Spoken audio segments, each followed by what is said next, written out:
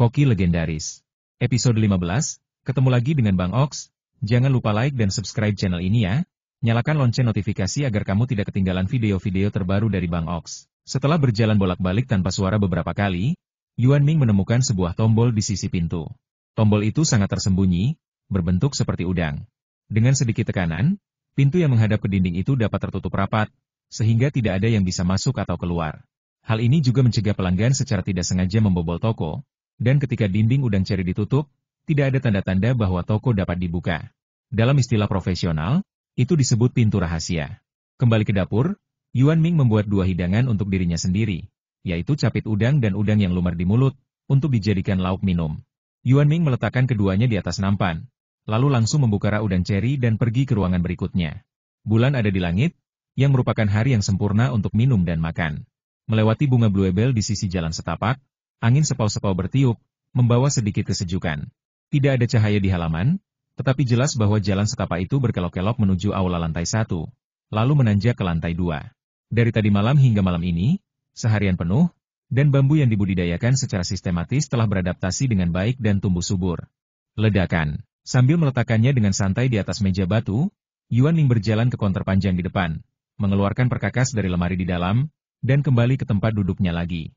Di antara bambu yang dimodifikasi, hampir setiap bambu memiliki batang yang sangat tebal, yang terlihat seperti bambu perut Buddha, tetapi ruas-ruas bambunya lebih panjang. Satu ruas bambu berukuran sekitar 1,5 telapak tangan pria dewasa dan setebal pergelangan tangan. Terlebih lagi, karena bambu ini berbentuk persegi dengan cabang dan daun yang rimbun, ia menyukai kelembapan dan mulai menguap serta terasa lembab di malam hari, membuat lantai 2 tidak pengap sama sekali, melainkan terasa sejuk dan nyaman. Semilir angin membawa sedikit aroma anggur, yang tampaknya semakin memikat.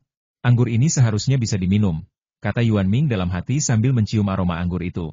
Pria mana yang tidak suka anggur, apalagi anggur sebagus ini? Ia harus mencobanya. Bahkan Yuan Ming yang disiplin pun tak kuasa menahan diri untuk mengeluarkan lauk pauk dan menyiapkan setoples anggur. Yuan Ming mengeluarkan teko anggur berukir bambu, lalu mulai menuangkan anggur. Anggur itu perlahan mengalir keluar, dan aromanya semakin kuat. Aroma anggur itu terasa menyegarkan dan elegan. Sepoci anggur di antara rumpun bambu, ku minum sendirian tanpa teman. Kuangkat cangkir untuk mengundang rembulan yang terang, dan bayanganku serta aku menjadi 3 orang. Yuan Ming sedang minum anggur dan menyantap makanan ketika tiba-tiba ia terinspirasi untuk menulis puisi. Ia mengubah sebuah kata dan membacanya dengan lantang. Memang benar alkohol membuat orang lebih berani. Yuan Ming tidak akan pernah minum dan membaca puisi seperti biasa. Keesokan paginya, Yuan Ming turun sambil membawa sebuah kotak kecil. Terdengar suara dentingan di dalam kotak, dan tidak ada yang tahu apa isinya. Hari masih pagi, dan Yuan Ming memutuskan untuk membuat pangsit sup. Terlalu banyak orang yang menunggu untuk makan pangsit sup setiap hari. Setiap pagi ketika ia mengatakan tidak ada pangsit sup, Yuan Ming tampak sangat percaya diri, tetapi tatapan orang-orang itu menakutkan dan dingin. Sambil menguleni dan menggulung adonan, ketika Mu Xiaoyun datang dan melihat Yuan Ming membuat pangsit sup, dia tidak bisa menahan senyum. "Bos, kita punya pangsit sup hari ini." "Ya." Yuan Ming mengangguk sambil mengenakan topeng. Mu Xiaoyun juga tahu bahwa Yuan Ming pada dasarnya tidak berbicara saat memasak agar ia bisa berkonsentrasi semaksimal mungkin. Mu Xiaoyun dengan senang hati mengambil kain lap dan mulai mengelap meja dan kursi yang bersih dari debu. Begitu saya mengelapnya, saya melihat dekorasi baru. Dinding udang ceri hampir menutupi seluruh dinding di sebelah kanan. Udang-udang yang berenang perlahan di dalamnya hampir tak terlihat seperti udang, bagaikan kelopak merah muda yang indah. Indah sekali, apakah ini kelopak bunga? Mu Xiaoyun tak kuasa menahan diri untuk menyentuh kaca itu, mendesah. Berdiri di depan dinding, Mu Xiaoyun menatap kosong ke arah udang ceri yang berenang perlahan di dalamnya. Butuh beberapa saat baginya untuk menyadari, ini ternyata udang, lucu sekali. Udang ceri di dalamnya berwarna merah muda. Udang ceri itu sendiri sangat kecil, tetapi ada juga yang lebih kecil lagi. Udang ceri yang lebih kecil berwarna merah muda-muda, sehingga tampak seperti lautan bunga sakura yang indah di dalamnya, dengan kelopak merah muda tua dan muda yang menari-nari. Meskipun pria di sana belum menguasai keterampilan menggulung adonan dengan satu tangan dan membungkus pangsit sup dengan tangan lainnya, Yuan Ming menggunakan kedua tangan secara bersamaan dan bekerja dengan sangat cepat, dan 32 pangsit sup keriput tetap patuh di dalam kukusan.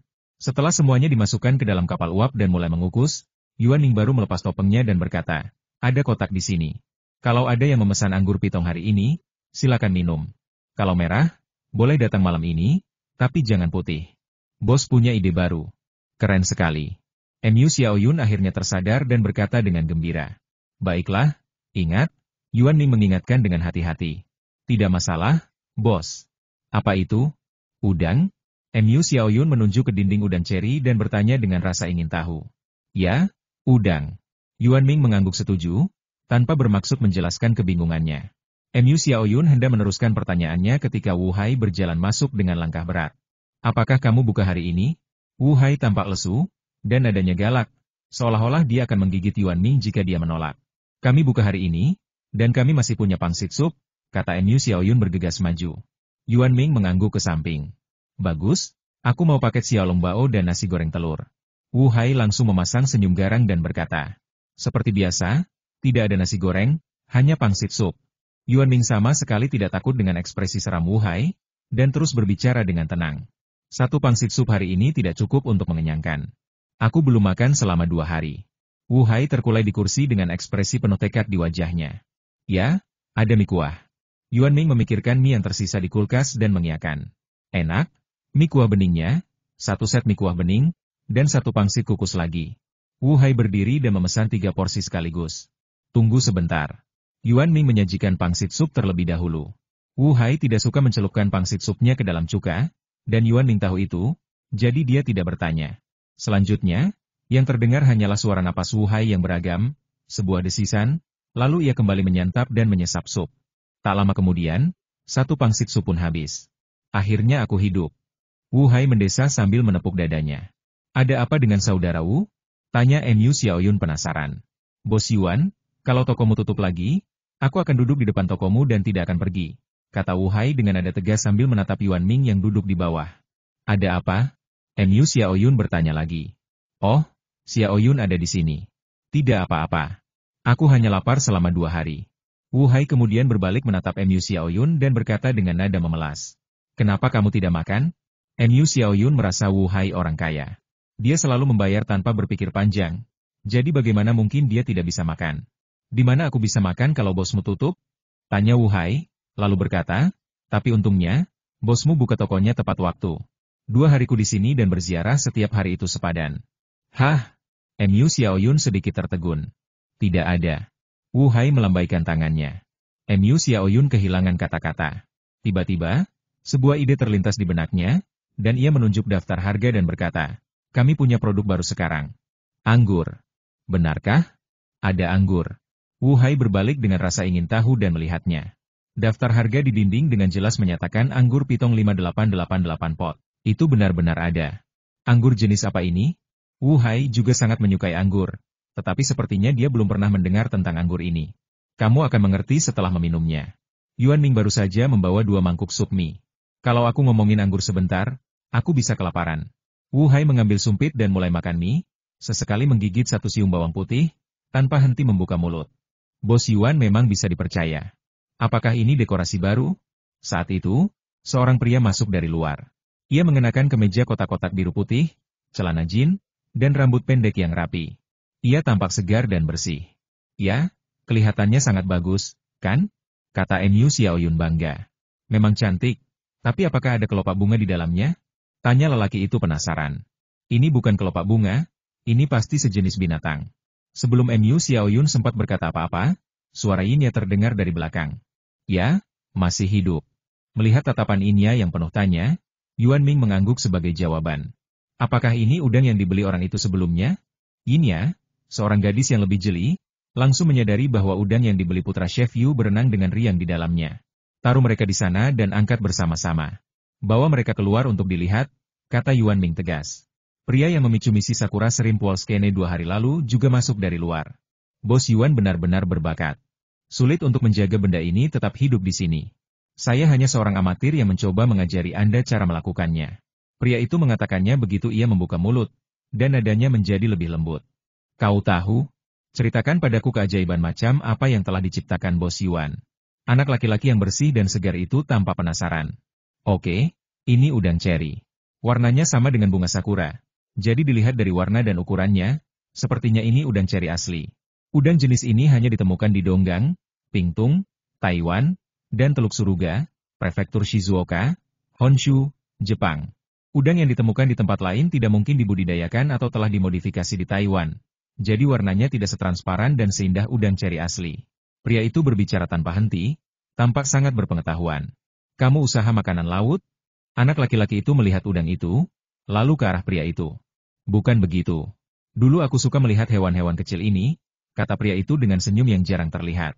Tapi aku lebih penasaran, Bos Yuan, apakah kau juga membesarkan makhluk kecil yang lembut ini? Dia berbalik dan menatap Yuan Ming. Meskipun udang ceri ini sulit dipelihara, pemeliharaannya sangat rumit dan seluruh akuarium mudah mati jika tidak dipelihara dengan benar. Namun, orang-orang yang mencintai keindahan sulit menolak keindahannya. Yuan Ming, aku lebih penasaran kenapa Bos Yuan menyimpan benda kecil nan cantik ini. Pria itu balas menatap Yuan Ming dengan sedikit rasa ingin tahu di matanya. Seseorang memberikannya kepadaku, kata Yuan Ming tanpa mengangkat kepalanya. Hah? Lelaki itu menunjukkan bahwa dia tidak mengerti apa yang baru saja didengarnya. Ya. Yuan Ming mengangguk setuju. Lalu kenapa Bos Yuan menolak ikanku? Pria itu berkata dia menuntut keadilan atas ikannya. Yang ini mudah dipelihara, kata Yuan Ming dengan yakin. Mustahil, ikan jauh lebih mudah dipelihara daripada ini. Suhu air, nilai pH, dan kebutuhan oksigen ikan ini tidak lebih tinggi daripada ikan biasa. Pria itu berjalan mendekati Yuan Ming dan berkata dengan penuh semangat. Nanti ada yang mengurusnya, kata Yuan Ming alasan sebenarnya. Ia tidak perlu mengurusnya, jadi pemeliharaannya sederhana dan mudah. Pria itu langsung merasa bahwa perkataan Yuan Ming masuk akal. Dengan perhitungan ini, memang lebih sulit untuk memelihara ikannya sendiri. Orang-orang yang telah disesatkan. Apakah ada sesuatu di balik pintu ini? Yin Ya tiba-tiba berkata sambil melihat ke balik pintu. Kalau dipikir-pikir, sepertinya ada sesuatu di sana. Buah kecil ini sepertinya bukan milik akuarium. Anak laki-laki itu mendekatkan wajahnya ke kaca dan mengamati dengan saksama. Ada kedai di balik pintu, kata Yuan Ming tenang, tangannya terlipat di dada. Kedai? Ternyata ada alkohol. Yin Ya juga penasaran. Toko kecil seperti Yuan Ming sekarang hanya menyediakan minuman. Jadi mau tidak mau pasti ada alkohol. Dia hanya tidak menyangka akan secepat ini. Ya, di belakang. Yuan Ming menunjukkan bahwa tulisan itu tertulis di belakang semua orang. Pada saat ini, Wu Hai akhirnya menghabiskan 2 mangkuk mie, menghela napas lega, lalu berkata, Bos Yuan, bawakan aku sebotol anggur. Aku juga ingin mencoba anggur pitong ini. Yuan Ming memberi isyarat kepada Mu Xiaoyun, yang segera mengambil sebuah kotak kecil berlubang, cukup besar untuk dilewati tangan. Kotak itu tampak seperti kotak yang biasa digunakan untuk undian di supermarket. Untuk apa ini? Wu Hai bingung. Hanya 3 kendi anggur yang disediakan setiap hari. Siapapun yang menarik bola pingpong merah boleh minum. Yuan Ming menjelaskan aturan minum. Bos Yuan, Anda kurang ajar. 1 teko berisi 4 ons cuma sekali teguk. 3 teko saja tidak cukup untuk saya minum sendirian. Balas Wu Hai langsung. Kamu akan mengerti setelah meminumnya, kata Yuan Ming dengan penuh emosi. Kamu selalu bilang begitu. Berapa kali kamu boleh merokok dalam sehari? Wu Hai tahu Yuan Ming tidak pernah melanggar aturannya, jadi dia hanya bisa bertanya hal lain. Dia bisa memarahi agennya dan membuatnya menangis, tetapi dia sering kalah di depan Yuan Ming. Inilah kasusnya, hanya ada satu hal yang bisa mengalahkan hal lainnya. Sekali sehari per orang. Yuan Ming pada dasarnya menjawab setiap pertanyaan. Ada berapa bola di sana? Meskipun Wu Hai belajar seni, dia masih tahu sedikit tentang probabilitas. Totalnya 50. Yuan Ming melirik Wu Hai, merasa bahwa dia sedang mencari kematian lagi. Apakah bola yang ditarik itu sebaiknya dikembalikan atau dikeluarkan? Wu Hai bertanya dengan hati-hati sambil memikirkan kemungkinan lain. Keluarkan, jawab Yuan Ming tegas. Bagus. Ayo, siapa yang mau coba? Lagi pula gratis. Wu Hai langsung merebut pekerjaan Mu Xiaoyun, mengambil kotak itu dengan satu tangan, dan mulai menjualnya di tengah kerumunan. Kita harus coba anggur buatan Bos Yuan. Pria yang dulu membawa putrinya ke sini kini menjadi pelanggan tetap dan siap mencicipinya dengan penuh minat. Akan kulakukan. Anak laki-laki itu, yang tampak segar dan bersih, langsung menjawab. Bos Yuan, kalau aku menang, bisakah kau mengajak seseorang minum bersamaku malam ini? Tanya anak laki-laki itu sambil mengundi loter. Baiklah, 1 teko berisi 4 AL, 1 cangkir, dan 1 teko anggur untuk setiap meja. Yuan Ming menjelaskan apa yang ditawarkan. Kalau begitu aku lega. Kalau tidak, akan gawat kalau aku menang lotre tapi tidak mampu membelinya, kata anak laki-laki itu sambil tersenyum. Apa yang kau minum, bocah nakal? Ambil saja bolanya dengan benar. Wu Hai meminta orang-orang untuk mengambil bola putih terlebih dahulu agar mereka bisa mengambil lebih banyak bola putih. Tetapi bocah nakal ini berkata ia ingin mengambil bola merah. Paman memang licik, tapi aku selalu beruntung. Anak laki-laki itu tersenyum licik dan mengulurkan tangannya. Tangannya terkepal erat, tanpa celah sedikit pun. Semua orang menatapnya dengan rasa ingin tahu. Oke, jangan sok misterius lagi. Buka saja dan mari kita lihat. Wu Hai melihat ke kiri dan ke kanan. Jangan khawatir, aku akan menutupinya, kalau-kalau warnanya merah. Anak laki-laki itu tidak terburu-buru dan benar-benar mulai menutupinya dan menunggu beberapa detik. Kupikir warnanya benar-benar merah. Wu Hai melirik warna putih itu dan langsung mengejek. Paman, apa paman masih belum yakin? Coba saja sendiri. Anak laki-laki itu tidak marah dan terus berdebat dengan Wu Hai. Tentu saja aku harus melakukannya perlahan. Wu Hai tidak merahasiakan tujuannya dan mulai meneruskannya ke orang berikutnya. Kalau begitu, biar ku coba, kata pria itu dan mulai menarik keluar. Gerakannya bersih dan rapi, dan hanya butuh kurang dari 2 detik untuk mulai menarik keluar. Warnanya merah. Aku sangat beruntung. Yin Ya juga terkejut. Memang jarang bisa mendapatkan yang merah sekaligus. Sepertinya ada sebotol anggur milikku. Senyum muncul di wajah serius pria itu. Kau sungguh beruntung, gumam Wu Hai. Haha, Bos Yuan, mau bayar dulu? Pria itu dengan senang hati mengeluarkan dompetnya dan bersiap membayar. Ya, Anda bisa mentransfer uang secara online, Yuan Ming mengangguk. Oke, saya transfer online saja. Saya tidak punya banyak uang, jadi saya pesan semangkuk mie kuah bening lagi. Pria itu menyimpan dompetnya dan mengambil ponselnya untuk mentransfer uang. Oke, tunggu sebentar. Yuan Ming melihat informasi transfer, lalu melihat orang-orang yang sedang mengundi, lalu berbalik dan kembali ke dapur untuk mulai menyiapkan makanan. Biar aku coba juga. Yin Ya sendiri tidak suka minum dan tidak pernah minum di setiap pesta. Tetapi rasa ingin tahu adalah sifat manusia, jadi dia menganggapnya sebagai uji keberuntungan. Tentu saja, jika dia menang, anggur Yuan Ming patut dicoba. Tidak masalah, Nona cantik, silakan duluan. Wu Hai cemas ketika melihat salah satu tempatnya telah diambil. Tetapi dia tetap pada idenya sendiri dan pergi membawa kotak itu. Zizi bola pingpong seputih salju tergeletak di tangan Yin Ya yang cantik dan ramping. Sepertinya aku benar-benar kurang beruntung. Sebaiknya aku sarapan dulu, kalau tidak aku akan terlambat. Yin Ya menatap sekeliling dengan penuh penyesalan, lalu duduk dan mulai memesan makanan. Wu Hai, yang menghela napas lega, terus menipu orang lain agar mengambil bola putih. Semua orang yang datang untuk sarapan pun tertipu, tetapi yang benar-benar mengambil bola putih adalah mereka yang tertarik dengan anggur. Namun, kebanyakan orang yang sarapan pagi itu adalah perempuan, jadi tidak banyak orang yang mengambil bola putih di pagi hari, hanya sekitar selusin. Jam operasional sudah selesai. Silakan kembali lagi nanti siang, kata Yuan Ming kepada beberapa pengunjung yang masih mengantre. Saya berharap keberuntungan setiap hari, tapi Bos Yuan tetap saja kejam seperti biasanya, kata seorang pelanggan tetap dengan nada menyesal. Semua orang tahu bahwa Yuan Ming akan tutup saat ini, tetapi baru tutup selama 2 hari. Jadi kenapa kalau jam operasionalnya diperpanjang? Jangan main lagi. Kembalilah nanti siang. Yuan Ming menatap Wu Hai yang sedang memegang kotak itu erat-erat. Aku benar-benar bekerja keras untuk membantumu. Kenapa kau tidak memberiku tempat saja? Lagi pula, tidak akan ada yang tahu. Wu Hai berlari ke arah Yuan Ming dan berkata tanpa malu-malu. Tidak, kembalilah nanti siang, tolak Yuan Ming. Kau kejam sekali. Aku sudah kelaparan selama 2 hari karena kau tutup toko. Apa kau tidak mau memberiku kompensasi? Wu Hai menggunakan tipu muslihat yang kejam. Sekarang ada 32 bola tersisa di dalamnya, termasuk 2 bola merah. Mau ambil? Yuan Ming mengabaikan Wu Hai yang sedang menyiksa dirinya sendiri dan bertanya langsung setelah mengambil kotak itu. Tidak, tidak, tunggu sampai 5 orang lagi yang menggambar, baru aku pasti menang. Wu Hai menolak saran Yuan Ming dengan ekspresi tegas di wajahnya. Dengan harapan jika ia memperoleh 1 kemenangan, akan ada peluang lebih besar untuk memenangkan kemenangan berikutnya. Wu Hai kembali ke studionya dan menunggu untuk melanjutkan pada siang hari. Yuan Ming menutup toko dan beristirahat dengan tenang. Ia minum 4 TL minuman keras pitong tadi malam dan tidur hingga subuh. Ketika bangun di pagi hari, ia tidak lagi sakit kepala dan tidur nyenyak. Namun, itu sudah cukup untuk membuktikan bahwa minuman keras itu masih memiliki efek samping yang kuat, layak disebut anggur putih.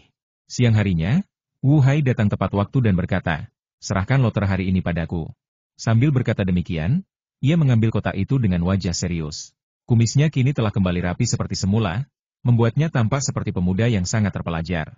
Tapi, Mu Xiaoyun merasa sedikit malu dan ingin menghentikannya.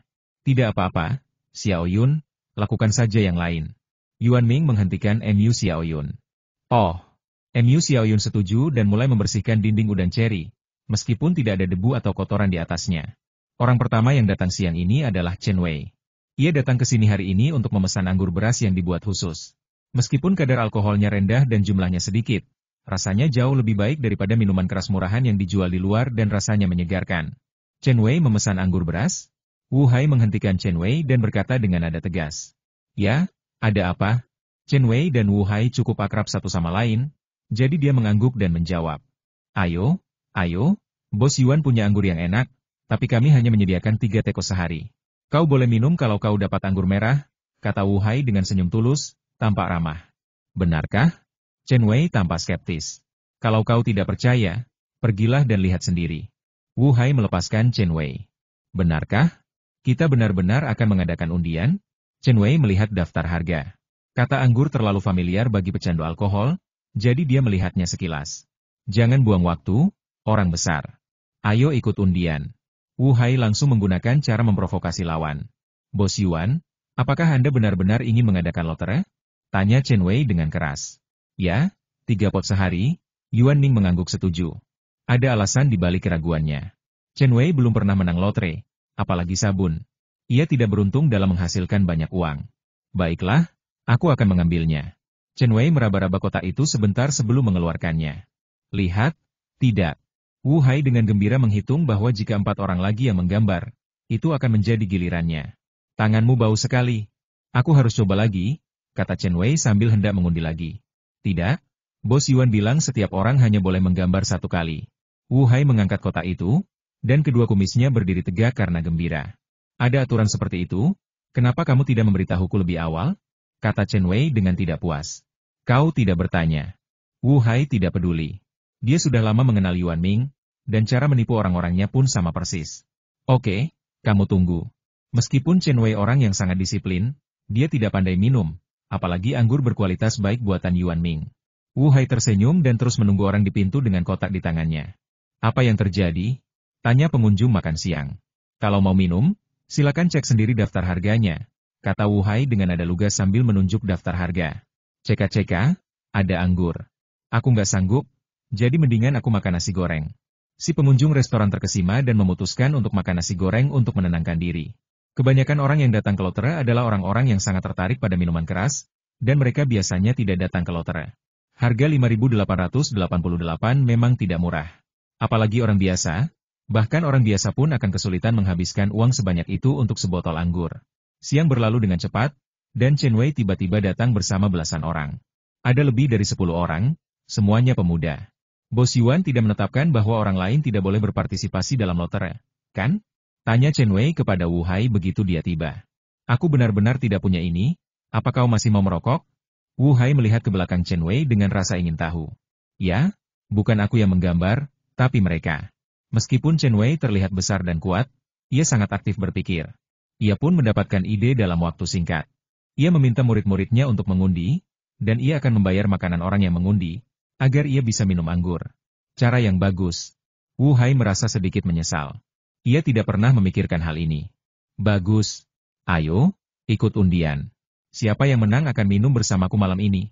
Teriak Chen Wei keras, dan para siswa di belakangnya pun refleks berbaris dan mulai mengundi dengan patuh. Ini menunjukkan betapa ketatnya aturan Chen Wei biasanya. Lagi pula, baru saja antri kurang dari 3 detik. Merokoklah dengan hati-hati, jangan terburu-buru, dan jangan terburu-buru, kata Chen Wei dengan serius sambil berdiri di samping. Pelatih Chen enak banget diajak ngobrol, aku agak takut sama dia. Beberapa orang berbisik satu sama lain. Benar, pelatih itu suka minum terlalu banyak, kata pria itu dengan suara rendah. Lebih baik merokok dengan baik. Setidaknya ini kesempatan untuk pamer.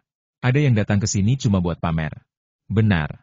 Kurasa pelatih Chen ada hubungannya dengan ini. Dia tanpa tahu cerita di baliknya.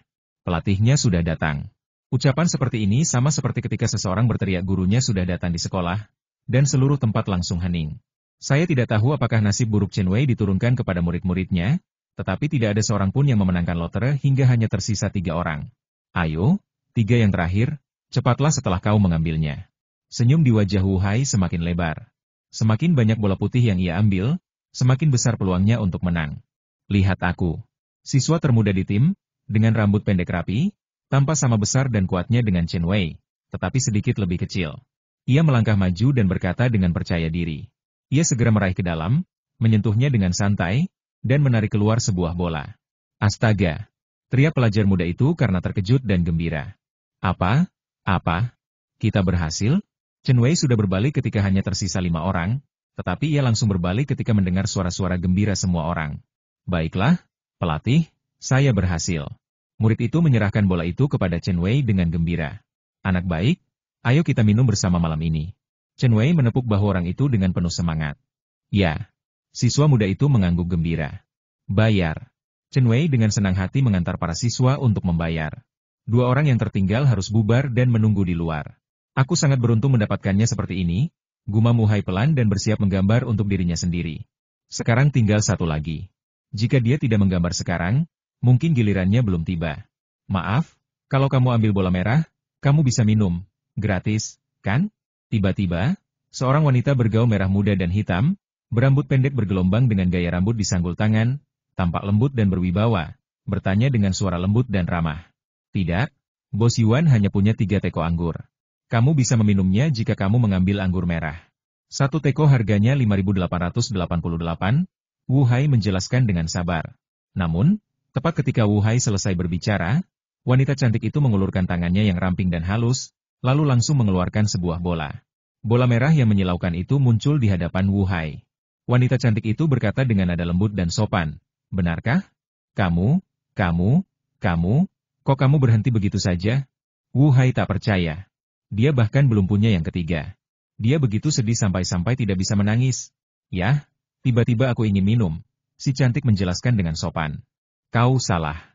Kenapa kau, seorang wanita, minum alkohol? Wu Hai menatap bola pingpong merah yang bahkan lebih mencolok di tangan wanita cantik itu, nadanya terdengar enggan. Oh, apakah nada bicaramu terdengar seperti kau meremehkan perempuan, saudaraku? Wanita itu mengulurkan tangan dan membelai rambut di dekat telinganya. Jari-jarinya yang indah dicat dengan cat kuku merah, dan ia tersenyum lembut dan menawan. Oh, apakah nada bicaramu terdengar seperti kau meremehkan perempuan, saudaraku? Wanita itu mengulurkan tangan dan membelai rambut di dekat telinganya. Jari-jarinya yang indah dicat dengan cat kuku merah, dan ia tersenyum lembut dan menawan. Tidak, hanya saja minum alkohol itu buruk bagi perempuan. Berikan saja bola merah ini kepadaku. Wu Hai masih cukup keras kepala. Kakak bilang, minum alkohol itu baik untuk kecantikan dan kesehatan kulit wanita, jadi sebaiknya kamu ikut undian saja. Nada bicara wanita itu sopan dan lembut, seperti angin musim semi, tetapi kata-katanya sangat kasar. Wanita, namamu tidak masuk akal. Wu Hai bergumam pelan ketika melihat wanita cantik itu berbalik dan masuk, lalu menyadari bahwa tidak ada anggur untuk diminum malam ini. Tunggu, bagaimana dengan anggurnya? Wu Hai tiba-tiba teringat hal ini. Cantik, tunggu sebentar, tunggu sebentar. Dia berbalik dan mulai berteriak pada wanita cantik yang baru saja masuk. Ada apa? Ada yang lain, Kak? Si cantik tetap cantik bahkan ketika dia berbalik, dan nadanya tetap lembut seperti biasa. Bagaimana kalau aku traktir kamu minum, biar aku yang bayar? Kata Wu Hai penuh tekad.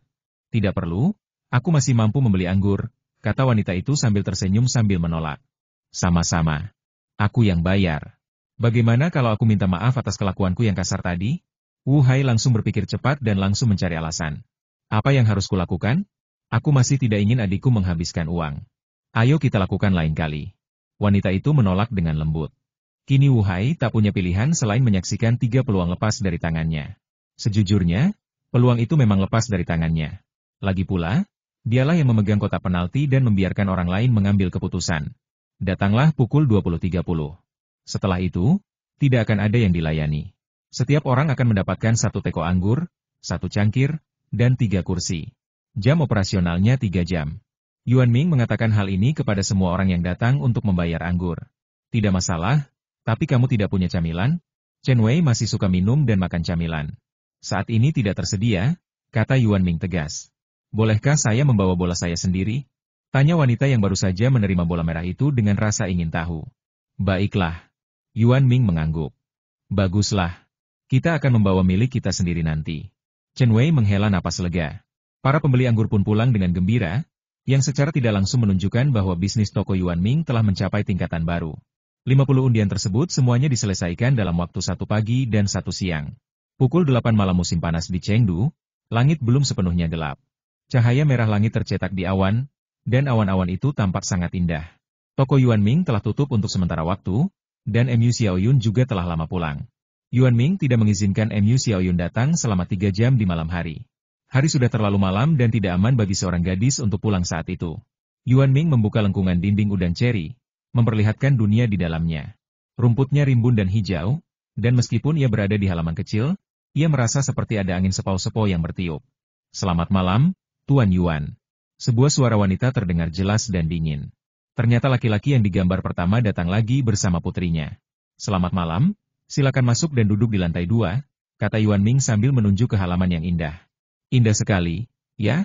Gadis itu merasa sedikit tidak nyaman saat membungkuk, tapi dengan cepat melewati lengkungan itu dan berkata begitu. Aku tidak punya pilihan selain datang. Kepribadian pria itu tidak lagi canggung, tetapi dia masih bingung harus berkata apa kepada putrinya. Sedangkan untuk tujuan cewek, lebih sederhana.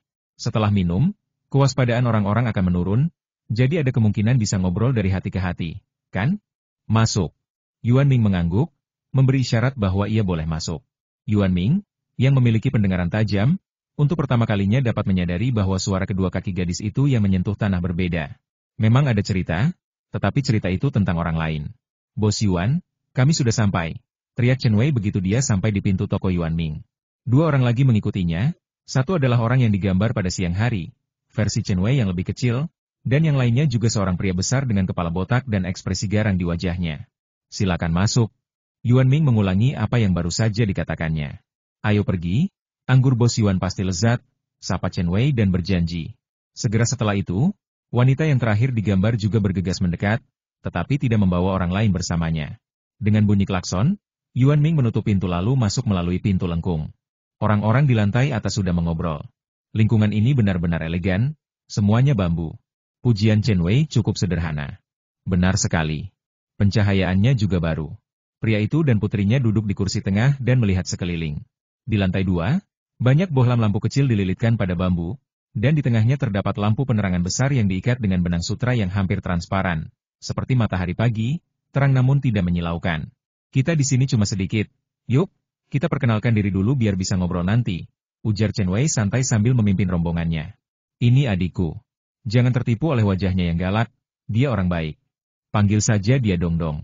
Ini muridku, Guang Wei, semua orang kenal aku. Chen Wei mulai memperkenalkan dirinya segera setelah terjadi perselisihan. Tentu saja itu karena wanita cantik yang datang kemudian. Nama belakangku Wei, dan ini putriku, jadi aku tidak akan memperkenalkan diriku padanya. Meskipun Chen Wei antusias, Wei Hua tidak menyukainya dan tidak berniat memperkenalkannya. Namaku Zheng Xian. Panggil saja aku kakak. Lagi pula, aku lebih tua.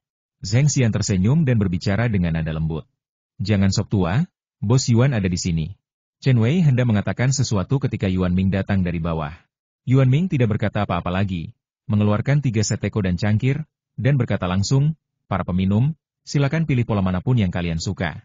Aku pergi dulu, kata Chen Wei, memimpin dan mengambil kendi anggur bergambar bunga plum di atasnya, sambil bergumam, kecil sekali. Kemudian Zheng Xian mengambil kendi anggur anggrek, dan Wei Hua mengambil kendi bambu yang tersisa. Tong, dalam anggur pitong mengacu pada wadah yang digunakan untuk menyeduh anggur, yang terbuat dari bambu. Sedangkan Pi, itu adalah nama tempat, kata Yuan Ming sambil mengambil teko anggur bunga plum milik Chen Wei dan mulai mengisinya dengan anggur. Jarum bambu yang sangat tipis ditusukkan ke bagian tengah bambu di sebelahnya, dan aroma anggur yang tertinggal segera menyebar bersama angin malam. Anggur yang enak, benar-benar harum, kata Chen Wei sambil mabuk. Baunya enak sekali. Rasanya sama sekali tidak seperti anggur, kata Putri Wei Hua tiba-tiba. Kamu juga tidak bisa minum. Nada bicara Wei Hua serius, tidak memberi ruang untuk negosiasi. Aku tidak bilang aku ingin minum, kata gadis itu dingin. Setelah beberapa saat, botol itu terisi 8/10 penuh, tepat 4 ons, dan jarum bambu tidak lagi membocorkan anggur. Keakuratan ini sendiri menunjukkan kendali Yuan Ming atas detail. Aroma anggur kini semakin kuat, menyebar dari jarak 100 langkah. Ayo, aku akan melakukannya sendiri. Chen Wei tak sabar untuk mengambil kendi anggur dan kembali ke tempat duduknya. Saya mendongak dan melihat warnanya kuning keemasan. Saya menuangkan secangkir, dan isinya penuh tapi tidak meluap. Ada sedikit rasa manis dan benar-benar bening. Wajar saja, anggur yang luar biasa. Chen Wei memujinya berulang kali bahkan sebelum ia meminumnya. Ayo, tuang dulu, aku mau minum dulu. Chen Wei mengambil gelas anggur dan meneguk setengahnya sekaligus. Ini cara minum yang sopan. Melihat Chen Wei minum, siswa yang duduk di sebelahnya mengambil gelas dan bersiap menuangkan anggur. Tenang saja, jangan sampai tumpah semua. Chen Wei dan Dongdong di sampingnya menatapnya lekat-lekat. Di toko lain, Anda bisa mengambil teko lagi setelah menghabiskan minuman Anda. Tetapi di toko Yuan Ming, setelah Anda menghabiskan minuman Anda, teko itu sudah tidak ada lagi.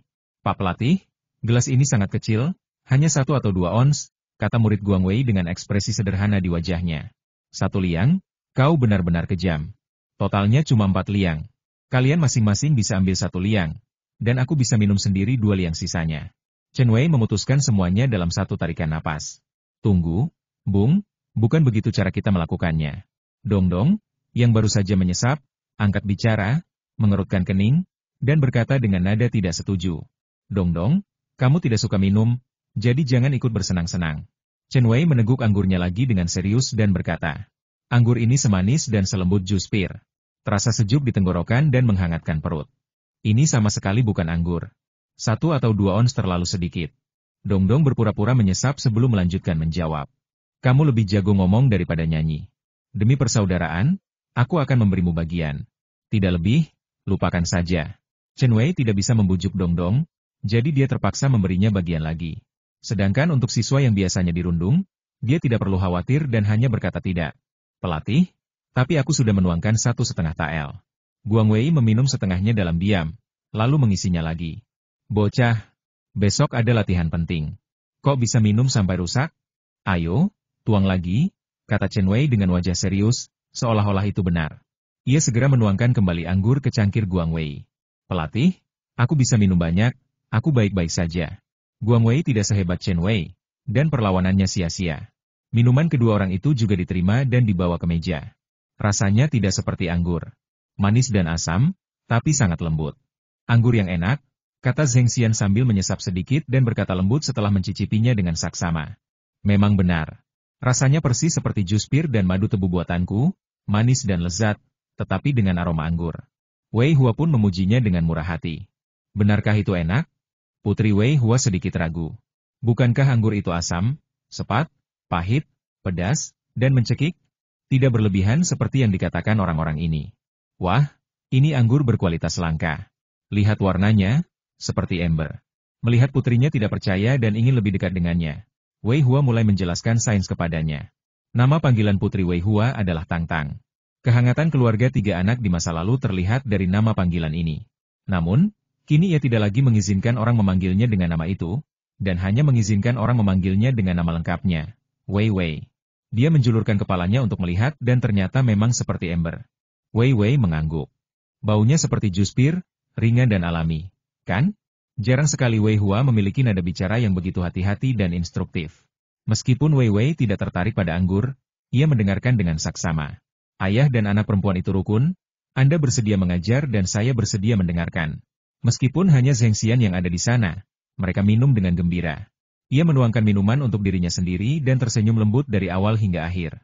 Setelah 10 hari diminum, hanya separuh anggur yang tersisa di kendi anggur.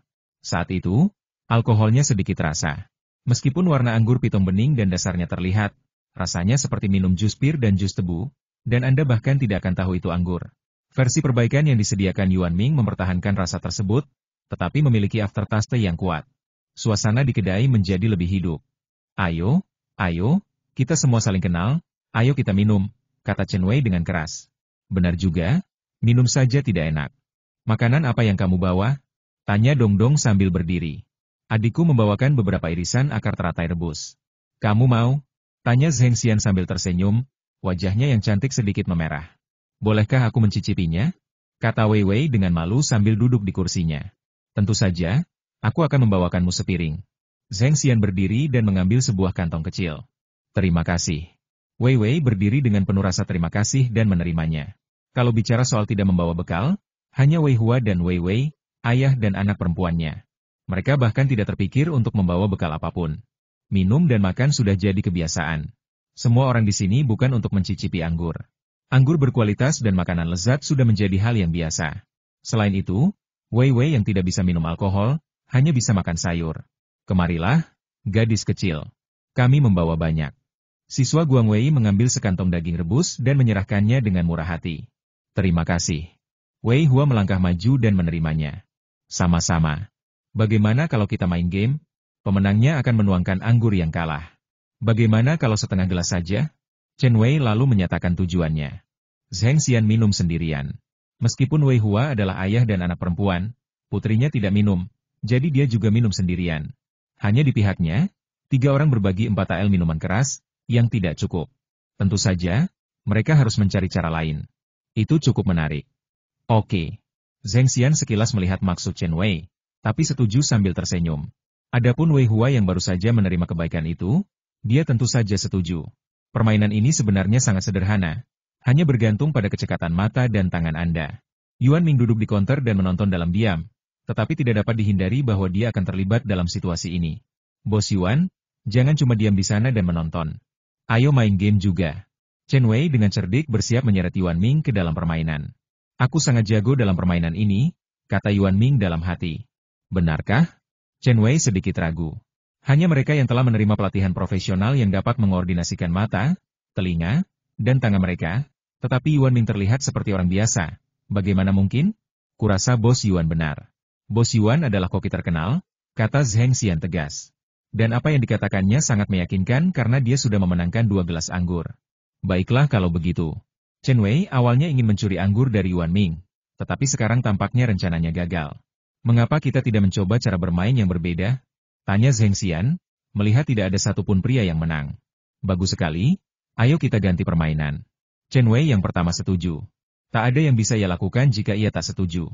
Jika ia terus seperti ini, ia tak hanya akan minum lebih banyak anggur orang lain, ia juga akan segera kehabisan anggurnya sendiri. Kalau begitu, mari kita buat sesuatu yang elegan. Semua orang tahu tentang anggur pitong.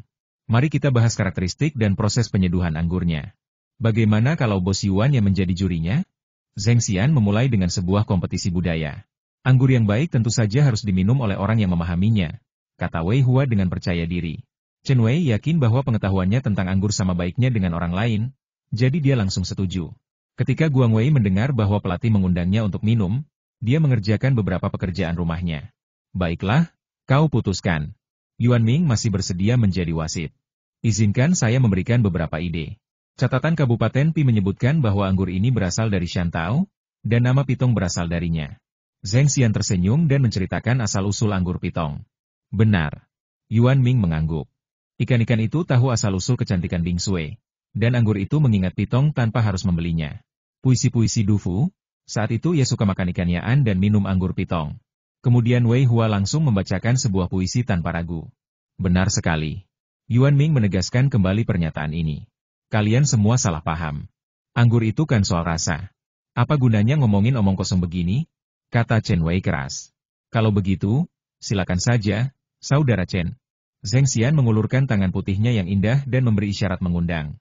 Anggur ini berwarna kuning keemasan, namun sangat jernih, kata Chen Wei sambil menyesap. Ia kemudian melanjutkan, anggur ini sangat lembut, memenuhi mulut dengan air liur, dan memiliki aroma manis yang menyegarkan, namun tetap menghangatkan dan menggelitik perut.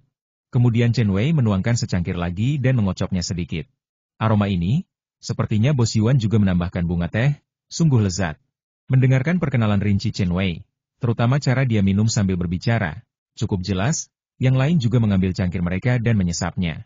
Permainan berlanjut. Meskipun mereka semua menyukai anggur, tetap saja sulit menjelaskan apa yang terjadi dalam waktu singkat. Jadi, Zheng Xian berhasil menang sekali, 2 kali, dan 3 kali. Batu laut berfungsi sebagai bidak catur, dan pitong digunakan sebagai kendi anggur. Ini adalah baris dari puisi Li Xiangin. Yang Wan Li pernah berkata ribuan gunung dihubungkan oleh ribuan sungai, dan 2 orang terjerat dengan seekor pitong. Coba kupikirkan. Ada juga kutipan dari Yuji dari dinasti Yuan, berkat anggur pitong, aku mudah mabuk. Di tengah malam, hujan mengguyur kota Hanzhou. Jadi, Zheng Xian meminum semua anggur itu. 3 jam dan 3 pot anggur berlalu, dan semua orang terdiam, menatap Zheng Xian. Cantik, apakah kamu seorang guru bahasa Mandarin klasik? Tanya Dongdong dengan enggan. Apakah kamu hanya membaca puisi ketika kamu tidak punya kegiatan? Kata Guang Wei dengan sangat tertekan. Kau minum semua anggur enak itu. Apa kau membawa kumpulan puisi? Wei Hua juga tampak tak berdaya. Maaf, saya belum pernah mendengar tentang anggur pitong. Saya sudah menyiapkan beberapa hal sebelum datang ke sini sore ini. Jadi, terima kasih semuanya atas anggurnya. Zheng Xian tersenyum lembut dan mengucapkan terima kasih dengan tulus. Bos Yuan, ini adikmu, kan? Dia sangat berbahaya, seru Chen Wei. Aku tidak punya saudara perempuan, jawab Yuan Ming serius, mencekik Chen Wei. Rasa masakan tergantung dari mulut ke mulut para pencinta makanan, dan rasa anggur tentu saja tergantung dari promosi para pemabuk. Kabar bahwa Yuan Ming Shop menyediakan anggur pitong yang sangat lezat dan tidak memabukkan dengan cepat menyebar di kalangan penikmat alkohol. Jumlah pelanggan yang datang untuk minum tiba-tiba meningkat, dan 50 botol anggur yang diundi setiap hari pun terjual habis. Bos Yuan, ini sungguh tidak masuk akal. Bagaimana bisa Anda menjual anggur seperti ini? Kata seorang pelanggan yang diperkenalkan oleh Chen Wei dengan ekspresi tidak puas. Anggur pitong memiliki kapasitas terbatas dan dipasok dalam jumlah terbatas, kata Yuan Ming, sambil menunjuk aturan yang sudah tertulis di daftar harga. Itu tidak akan berhasil. Katamu kau hanya menjual satu jenis anggur, tapi kau tidak membiarkan orang minum cukup banyak. Bukankah kau sengaja menggoda orang? Tidak, tidak. Pelanggan itu tidak menyerah dan terus bertanya. Ini aturannya. Kamu boleh minum kalau mematuhinya. Kalau tidak, silakan pergi. Toko kami belum buka. Yuan Ming tampak serius dan tidak percaya. Bos Yuan, lihat dirimu. Aku hanya mengatakan ini dengan santai. Jangan dianggap serius. Bukan rahasia lagi siapa yang akan menjadi pemenang hari ini. Peminum yang tali penyelamatnya tersangkut itu seperti kucing yang dagunya digaruk. Dia sangat patuh. Bukan rahasia, tapi aku tidak tahu, kata Yuan Ming, berbalik, dan mulai menyiapkan makanan untuk para tamu. Peminum itu langsung tersedak. Sudah kubilang cara ini tidak akan berhasil. Pria di sebelahnya menarik orang yang tersedak itu dan berjalan menuju toko Yuan Ming. Soalnya, Bos Yuan cuma enak diajak ngobrol di jam kerja, kata si peminum tak yakin. Kau bicara seolah-olah kau bisa melihat Bos Yuan di waktu lain. Temannya memukulnya tanpa ampun. Hei, Bos Yuan tidak hanya jago masak, tapi juga bisa membuat anggur yang enak. Aku jadi kagum. Si peminum mendesah, nadanya terdengar enggan. Benar, anggurnya terlalu sedikit. Temannya menelan ludah dan sepertinya teringat anggur pitong yang lezat. Anggur pitong memang pantas menyandang reputasinya. Namun, anggur ini sulit diawetkan dan mudah berubah rasanya. Inilah sebabnya Yuan Mei, seorang pencinta kuliner sejati di dinasti Qing, meminum anggur pitong yang sudah basi sebanyak 7 kali. Kalian harus tahu, seorang pencinta kuliner sekelas Yuan Mei sangat teliti soal makanan. Dia menghabiskan makanan itu 7 kali, meskipun rasanya berbeda-beda. Bayangkan betapa lezatnya. Reaksi semacam ini dari para pecandu alkohol adalah hal yang wajar. Saat ini, para peminum biasanya menyukai anggur berkualitas dari kilang anggur kuno, yang letaknya hampir di sebelah selatan dan utara toko Yuan Ming. Meskipun bisnis kilang anggur Fang tidak memburuk, beberapa peminum yang sering datang ke sini akhir-akhir ini bertingkah aneh. Misalnya, Chen Wei, dan orang-orang yang berbicara di depan saya. Bos, berikan aku beberapa makanan ringan untuk dimakan bersama anggur, bawa pulang. Baiklah, Anda ingin memesan apa? Tanya pelayan itu dengan sopan.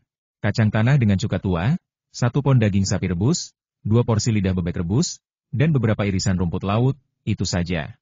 Beberapa dari mereka memesan hidangan dengan cekatan dan menunggu untuk mendapatkannya. Baiklah, semuanya, mohon tunggu sebentar. Sebentar lagi sampai, kata pria itu sambil mencatat. Saat itulah Fang Heng keluar. Ia hampir mengenal semua orang ini, tetapi Fang Heng tetap menyapa mereka dengan sopan. Kita di sini lagi. Kamu mau minum apa hari ini?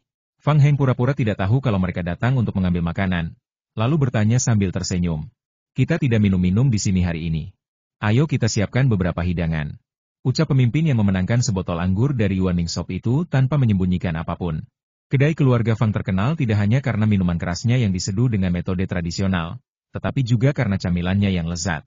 Para pemabuk ini terbiasa dengan camilan di sini, yang tidak tersedia di Yuan Ming, sehingga mereka lebih suka berjalan lebih jauh untuk membelinya di sini. Aku jarang bertemu kalian akhir-akhir ini. Apa kalian sibuk dengan pekerjaan? Tanya Fang Heng sambil tersenyum, tanpa khawatir. Orang-orang ini biasa datang untuk minum sekitar pukul 8 atau 9 setiap hari, tetapi mereka tidak datang selama 5 hari berturut-turut, jadi Fang Heng tentu saja harus bertanya tentang hal itu. Tidak, aku hanya mabuk, jadi aku minum lebih sedikit. Pria itu bicara omong kosong tanpa berkedip. Benar sekali, kalau kalian punya saran tentang anggur kami, jangan ragu untuk memberitahu kami. Pub ini masih beroperasi berkat kalian. Fang Heng mulai memancing emosi mereka. Tidak, anggur Lao Fang memang selalu enak. Tapi setelah meminumnya, dia mabuk keesokan harinya. Pria itu berpikir sejenak dan berkata sesuatu. Beberapa dari mereka suka minum, dan mereka minum tanpa kendali. Bahkan sedikit minuman pun pada dasarnya akan membuat mereka pulang dalam keadaan mabuk, tergantung seberapa mabuknya mereka. Jika mereka tidak minum dalam waktu lama, mereka akan mengalami sakit kepala, yang juga merupakan masalah umum saat minum. Benar, tapi kedai sekarang punya anggur obat, jadi kamu tinggal minum sedikit saja. Fang Heng mempromosikan anggur baru itu sambil tersenyum. Hidangan Anda sudah di sini, totalnya $161, belum ditagih sepeser pun, jadi totalnya $160. Pelayan itu melihat bosnya datang dan berbicara dengan lantang dan sopan. Oke, terima kasih. Pria itu mengambil kotak makan siang dan berkata kepada Fang Heng, Bos Fang, kami berangkat sekarang. Setelah mengatakan itu, dia memimpin anak buahnya keluar dari Fang Tavern. Sepertinya kau terlalu malu untuk mengatakannya. Fang Heng memperhatikan orang itu keluar pintu, hanya tersenyum dan mengantarnya pergi, bergumam pelan. Fang Heng memutuskan untuk bertanya kepada orang lain, dan orang lain yang baru saja masuk sangat cocok. Orang ini tak lain adalah Wu Hai, yang datang bersama agennya. Meskipun Wu Hai jarang berkunjung ke sana, agennya mengenal Fang Heng dan mereka memiliki hubungan yang baik. Jia Wei, kok kamu sempat mampir dan minum? Fang Heng melangkah maju dan menyapanya. Tidak, aku di sini bersama Xiao Hai untuk membeli makanan dan minuman hari ini, kata Zheng Jiawei sambil menunjuk Wu Hai dengan jari telunjuknya. Jadi, ini Xiao Hai yang kau sebutkan. Aku sudah lama mendengar tentangmu. Fang Heng mengulurkan tangannya untuk berjabat tangan dengan Wu Hai. Tidak perlu, beberapa camilan saja sudah cukup. Wu Hai mengerutkan kening dan berbicara dengan nada buruk. Oh, kita sudah lama saling kenal. Ayo, ambil beberapa potongan ubur-ubur rahasiamu. Aku akan mengambilnya. Zheng Jiawei tahu betul temperamen Wu Hai. Ia melangkah maju, meraih tangan Fang Heng, dan berjalan beberapa langkah menjauh darinya. Kamu, pelanggan itu, punya temperamen buruk. Potongan ubur-uburnya enak, tapi kamu harus memberiku penjelasan karena hanya membeli makanan dan minuman. Fang Heng tidak peduli dan mengikuti Zheng Jiawei yang memaksanya menjauh dari Wu Hai.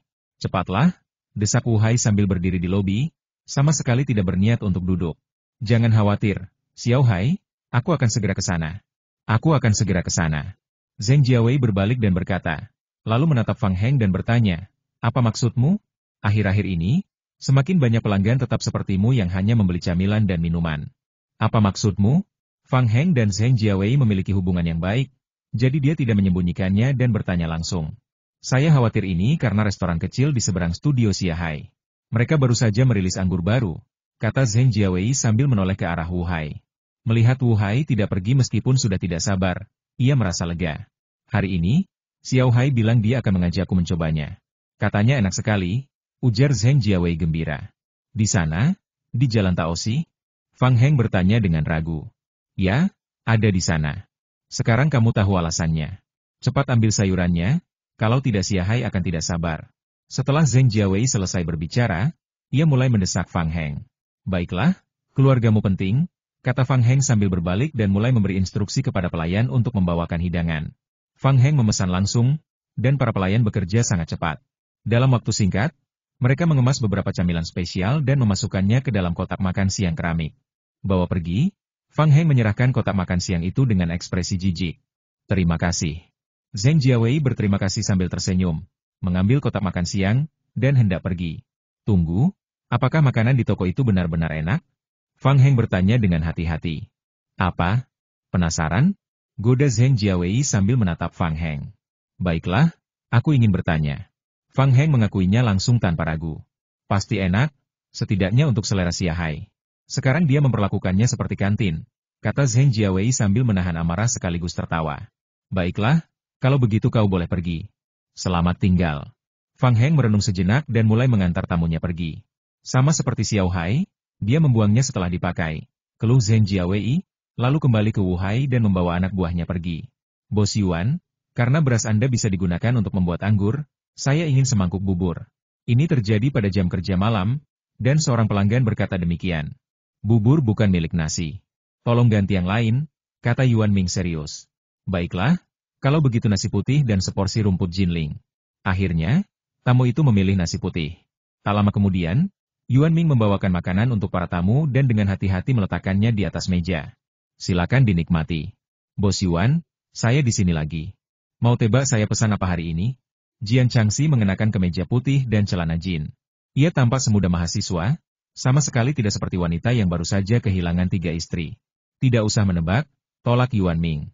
Jian Changxi telah jatuh cinta pada kue beras gula merah sejak terakhir kali dia memakannya, dan dia mengajukan berbagai pertanyaan sulit kepada Yuan Ming tentang kue beras.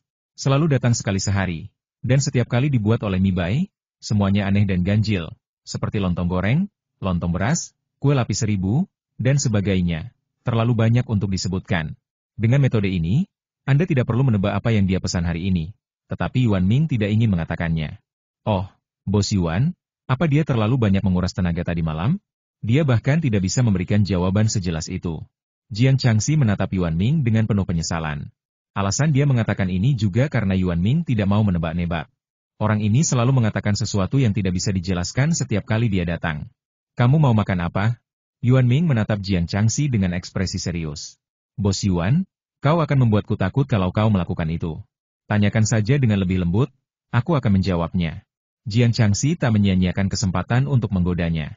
Tamu di belakangmu mau makan apa?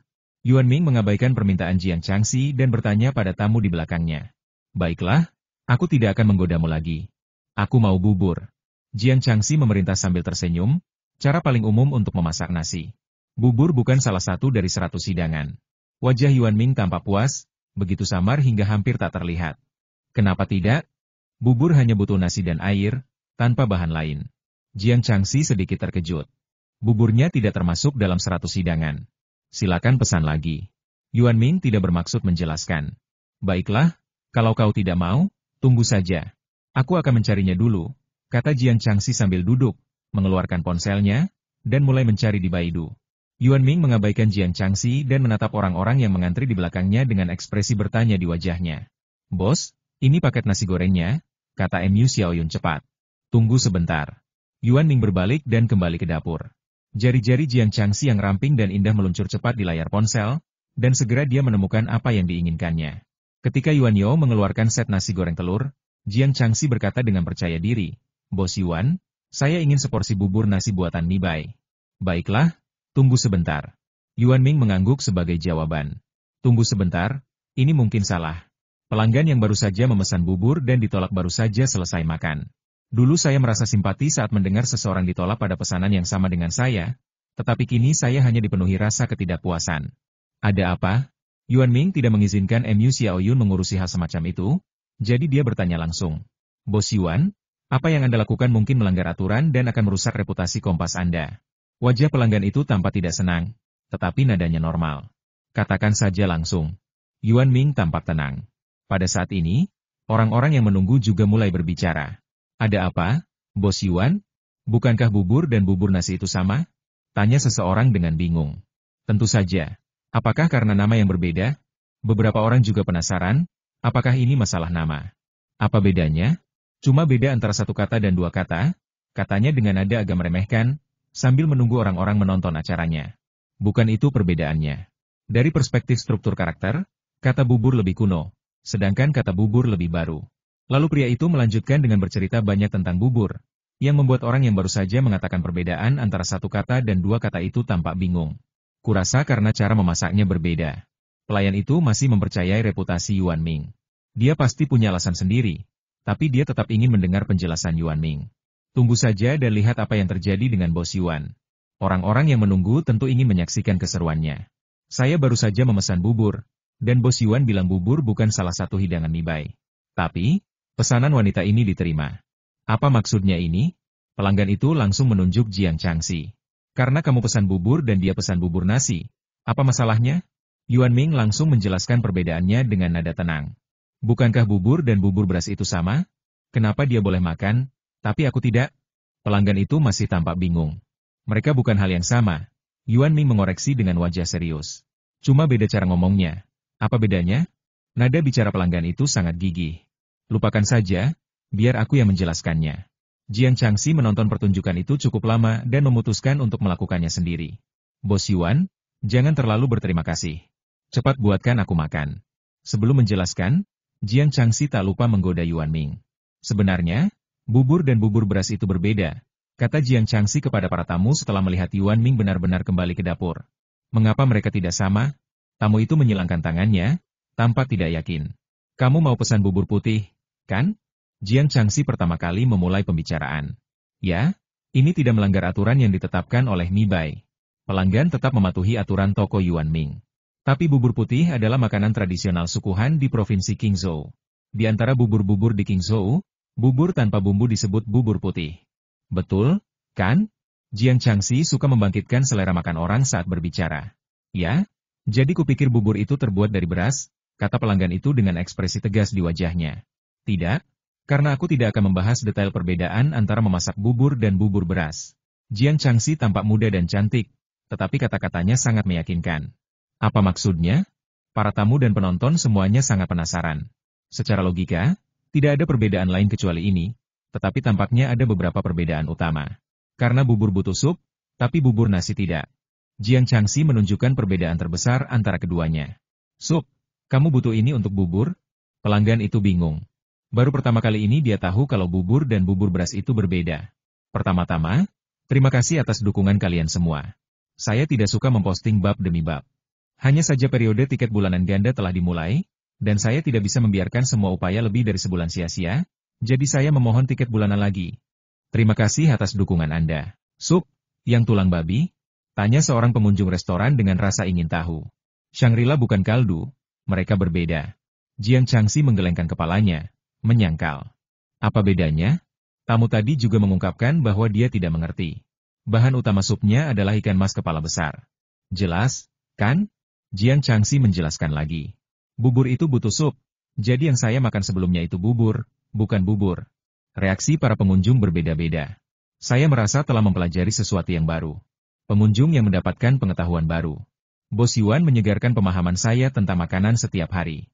Seorang pecinta kuliner. Semua orang membicarakannya, dan Yuan Ming juga membawa bubur yang dipesan Jiang Changxi. Benar-benar berbeda. Tamu itu menjulurkan kepalanya untuk melihat-lihat, lalu pergi. Selalu ada banyak hal yang tidak memuaskan dalam hidup. Yuan Ming tidak suka berurusan dengan hal-hal yang tidak ada hubungannya dengan pelanggan selama jam kerja, tetapi beberapa orang memang suka datang di jam-jam seperti ini. Manajer umum Renjian Shihua berbaris untuk masuk dan duduk untuk beristirahat begitu dia masuk. Mu Xiaoyun menghampirinya dan bertanya, "Kamu ingin makan apa?" "Tidak, tidak, telepon saja bosmu." Manajer umum itu melambaikan tangannya dan mengeluarkan sapu tangan dari saku jasnya untuk menyeka dahinya. "Permisi, ada yang bisa saya bantu?" Bos sedang sangat sibuk. Meskipun Mu Xiaoyun berbicara dengan sopan, ia juga menyatakan tidak akan menelepon.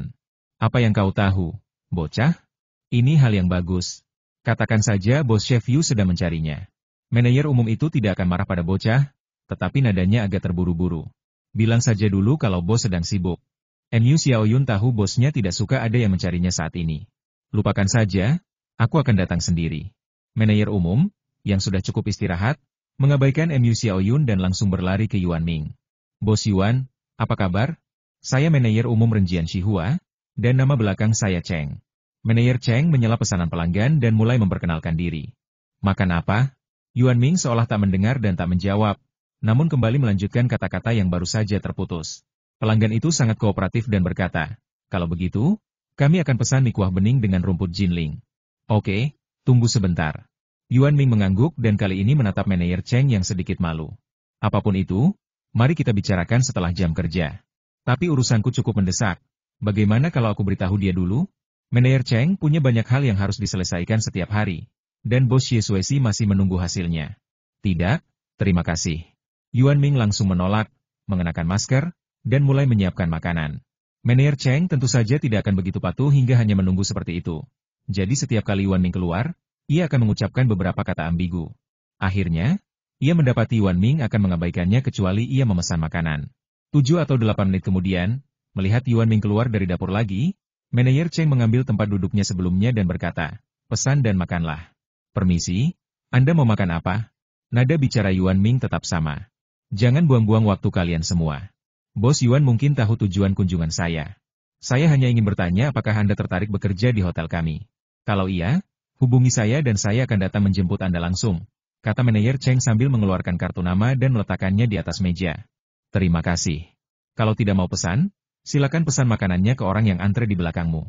Yuan Ming mengangguk setuju, tetapi tidak mengambil kartu nama itu, lalu berkata dengan sopan, "Karena bos Yuan sudah tahu, saya pergi dulu." Saya pribadi menyambut bos Yuan. Manajer Cheng akhirnya menegaskan posisinya. Kartu nama putih itu tergeletak diam di atas meja panjang melengkung, dan Yuan Ming tidak berniat mengambilnya.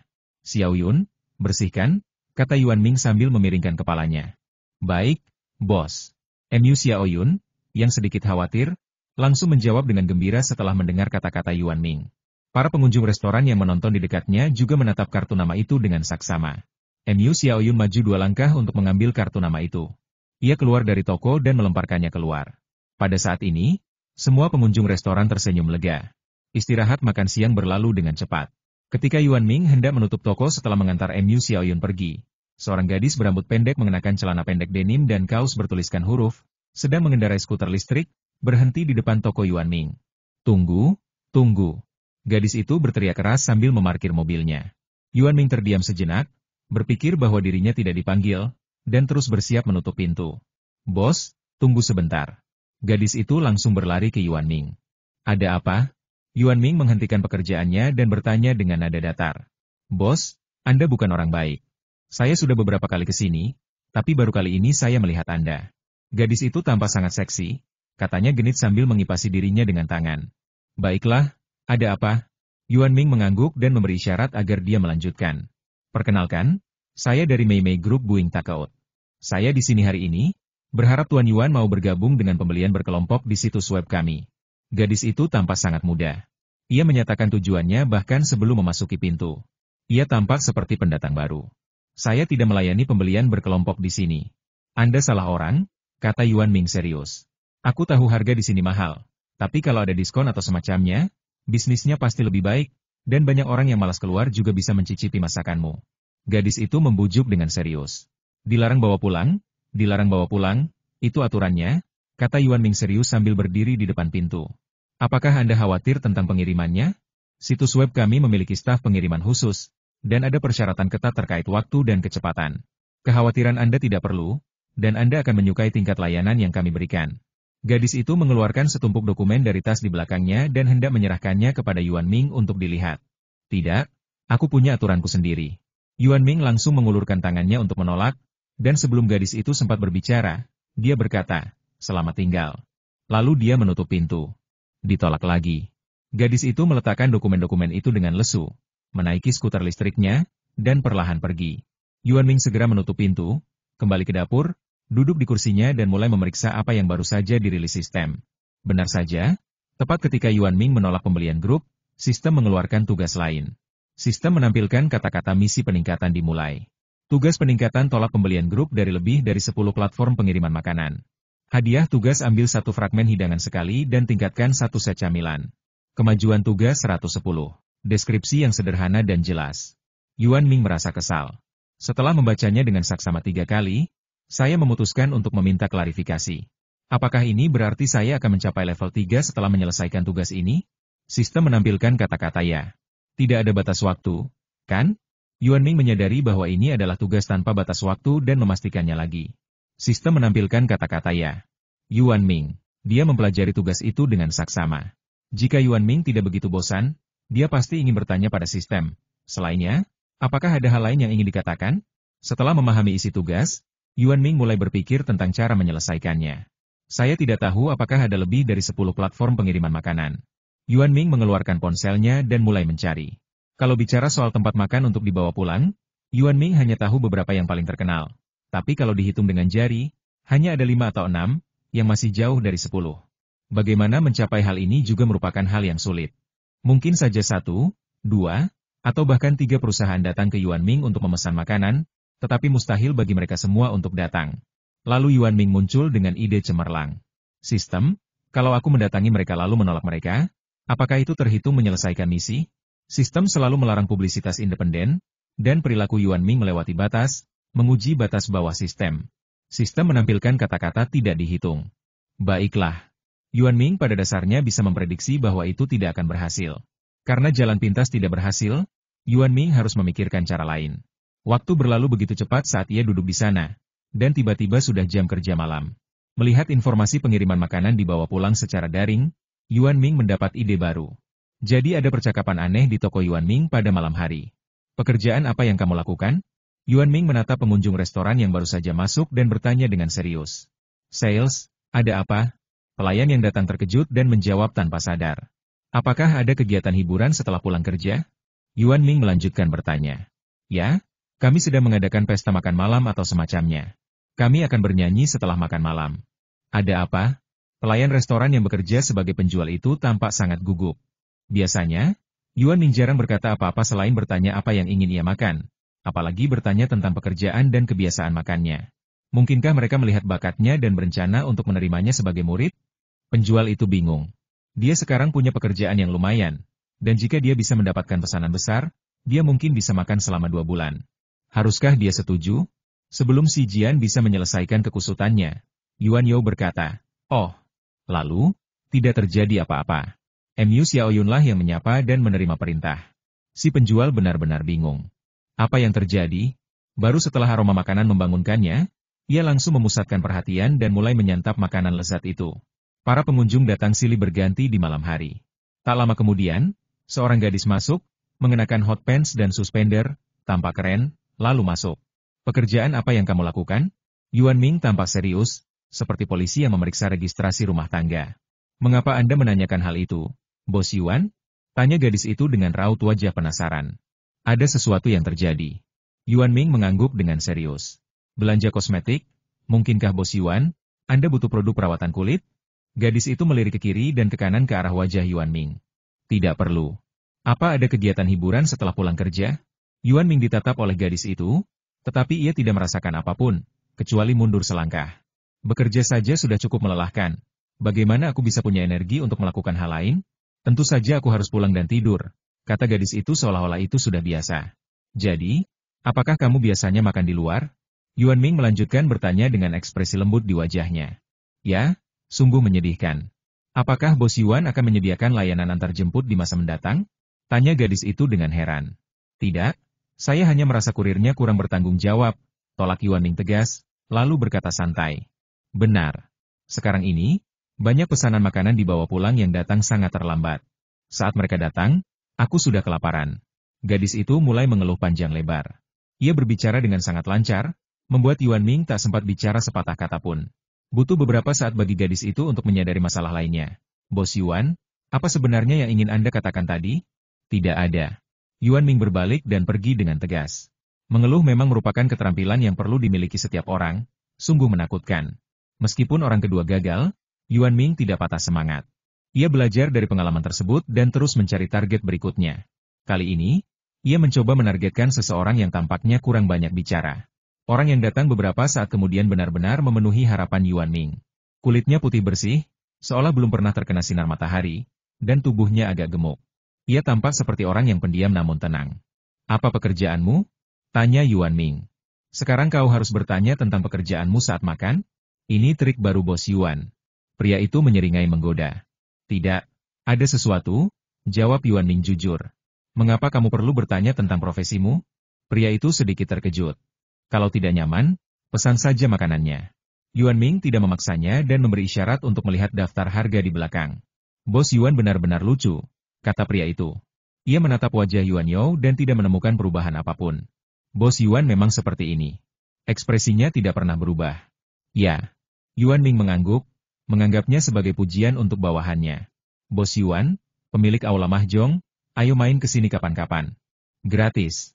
Senyum mengembang di wajah tembamnya saat ia berbicara dengan tulus. "Kalau tidak main kartu, kegiatan hiburan apa saja yang ada?" Yuan Ming awalnya menolak saran itu, lalu bertanya. "Hiburan apa yang bisa ada di ruang mahjong?" "Tentu saja main mahjong," kata pria yang agak gemuk itu sambil duduk. "Apakah Anda ingin memesan makanan untuk dibawa pulang?" Yuan Ming menanyakan pertanyaan kunci. "Tentu saja, aku belum pernah makan di luar sebelumnya. Dulu sangat mudah memesan makanan untuk dibawa pulang. Sekarang aku hanya bisa makan di luar sesekali." Sambil berkata demikian, ia menatap Yuan Ming dengan ekspresi kesal di wajahnya. "Kamu mau pesan antar yang mana?" Melihat pihak lain tidak berniat bicara lagi, Yuan Ming pun angkat bicara.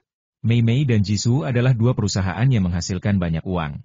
Bos Yuan juga ingin berbisnis pengiriman ekspres?" Tanya pria itu dengan penuh minat. "Tidak, saya belum pernah melihat kedua perusahaan ekspres itu muncul di sini," kata Yuan Ming. "Oh, begitu? Saya sudah lama tidak pesan, tapi sepertinya begitu. Dua toko ini penjualannya lebih sedikit. Seharusnya Nuo-Nuo dan Tuango yang lebih banyak di sini," kata pria itu dengan tatapan penuh pengertian. "Yah, aku belum melihat yang lain," kata Yuan Ming dengan nada ambigu. "Bos Yuan mengamati dengan sangat teliti, tapi Anda masih ingin menjalankan bisnis pengiriman ekspres. Sepertinya Anda tidak mau memberitahu saya."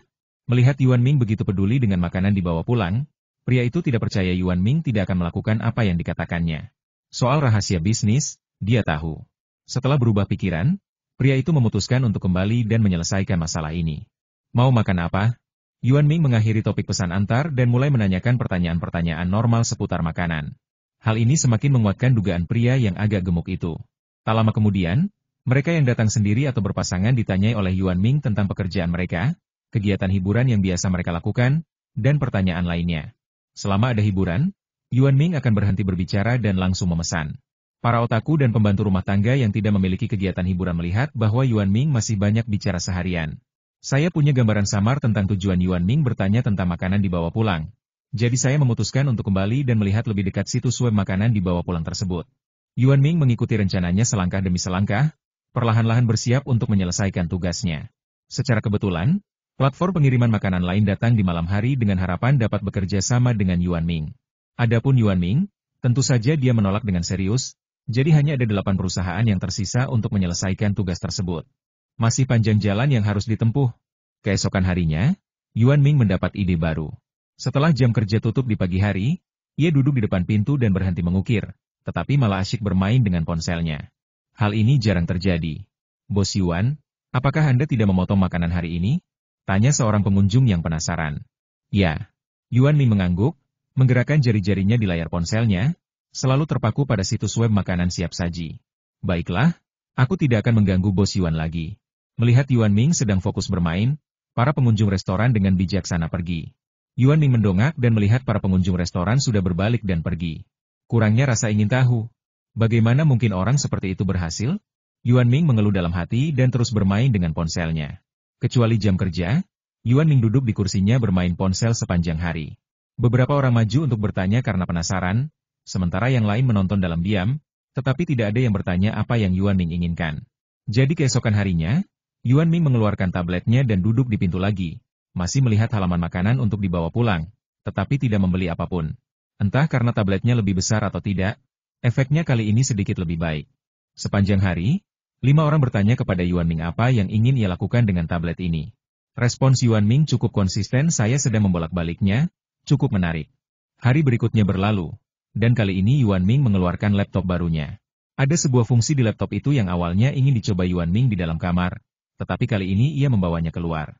Kali ini, Yuan Ming membuka halaman web makanan dibawa pulang dan menggunakan fungsi proyeksi untuk menelusuri halaman langsung di dinding tokonya sendiri, yang merupakan proyeksi besar. Efeknya menakjubkan. Bos Yuan, kamu baik-baik saja? Wu Haiji berjalan mendekat dengan langkah lebar mengenakan sandal. Tidak apa-apa, hanya melihat-lihat, kata Yuan Ming datar. Tetapi tangannya tidak berhenti dan terus membalik halaman, dan proyeksi di dinding pun ikut terbalik. Kau sebut ini hanya melihat-lihat? Lalu kenapa kau butuh proyektor? Wu Hai menunjuk gambar besar di dinding, nadanya terdengar tak berdaya. Lebih jelas untuk dilihat, Yuan Ming mengangguk mengiyakan. Bukankah lebih jelas melihatnya langsung? Kenapa pakai proyektor? Wu Hai menutupi dahinya dengan satu tangan dan berkata kepada Yuan Ming. Ini komputer? Yuan Ming berbalik dan berkata dengan serius. Sekarang bukan waktunya untuk mengkhawatirkan hal ini. Apa yang ingin kau lakukan? Wu Hai memutuskan untuk menanyakan hal ini terlebih dahulu. Lihatlah makanannya lezat. Yuan Ming menatap Wu Hai seolah-olah dia bodoh. Baiklah. Wu Hai mundur, berbalik, dan berjalan pergi. Ia mengambil foto-foto sambil berjalan dan mengirimkannya ke kelompok itu. Kelompok ini awalnya dibentuk untuk menjaga Yuan Ming di sini. Dan sekarang anggota kelompok tersebut sangat aktif. Apa yang terjadi dengan Bos Yuan? Dia punya ponsel 2 hari yang lalu, tablet kemarin, dan sekarang dia punya proyektor. Benar sekali, sepertinya mereka semua sedang melihat informasi makanan dibawa pulang. Wu You, apakah Bos Yuan berpikir untuk melakukan layanan pesan antar? Bisa saja. Aku tahu restoran online di Chengdu yang khusus menyajikan restoran mewah.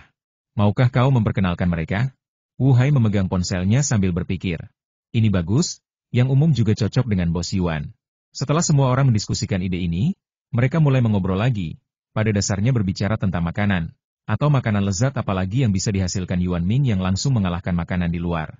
Yuan Ming tidak tahu bahwa seseorang sudah mulai mengambil tindakan, dan terus menyalakan proyektor tanpa suara, mengekspresikan kecintaannya yang mendalam terhadap makanan dibawa pulang. Malam harinya, Jiang Changxi datang lagi ke toko, kali ini dengan senyum misterius di wajahnya. Ia mengenakan gaun merah cerah yang membuat kulitnya seputih salju, mata, dan giginya berkilau. Bos Yuan, lama tak berjumpa. Apa kau merindukanku? Begitulah ucapan pembuka Jiang Changxi yang biasa. Tidak, kata Yuan Ming terus terang. Tong, ting, ting, ting. Istirahat dulu bosku. Lanjut ke video berikutnya dan jangan lupa like dan subscribe channel ini ya. Nyalakan lonceng notifikasi agar kamu tidak ketinggalan video-video terbaru dari kami, Tong, ting.